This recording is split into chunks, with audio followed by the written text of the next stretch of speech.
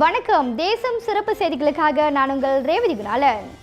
கமேலா தொகுதிகள் நிறைந்த மக்கள் ஆதரவில் ரவீன்குமார் கிருஷ்ணசாமி வெற்றியை நிர்ணயிக்கும் 1800 இந்திய வாக்காளர்களின் ஆதரவு அமோகம்.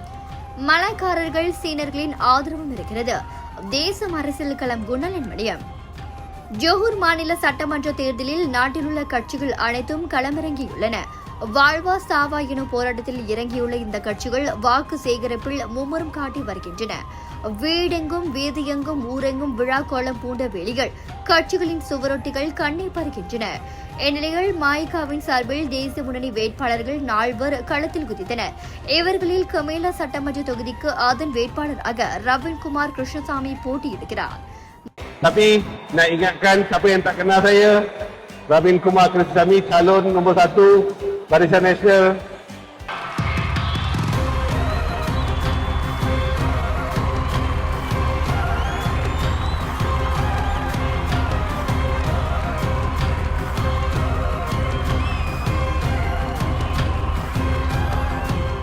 மாநில ஆட்சிக்குழு உறுப்பினராகவும் சட்டமன்ற உறுப்பினராகவும் பணியாற்றிய அனுபவம் கொண்ட இவர் எளிதில் வெற்றி பெறுவார் என்று எதிர்பார்க்கப்படுகிறது. மலாய், சீனம், இந்தியர் உள்ளிட்ட மற்ற சமூகத்தினரின் நன்மதிப்பையும் பெற்றவரான ரவீன்குமார் பழகுவதற்கு இனிய பண்பாளர் ஆவார். அவரின் தந்தையார் தெங்காரோ முன்னாள் சட்டமன்ற உறுப்பினர் கிருஷ்ணசாமியின் புதல்வர் இவர்தான்.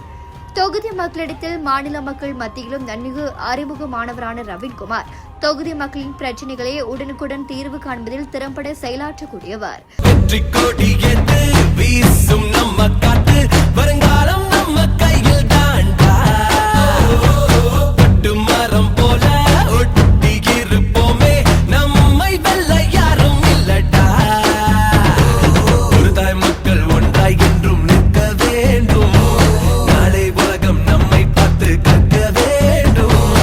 மாயிகா தேசிய இளைஞர் பிரிவு தலைவராகவும் பணியாற்றி வருகின்ற ரவீன்குமார் இளைஞர்களின் வாக்குகளை ஈர்ப்பதில் முழு கவனம் செலுத்தி வருகிறார்.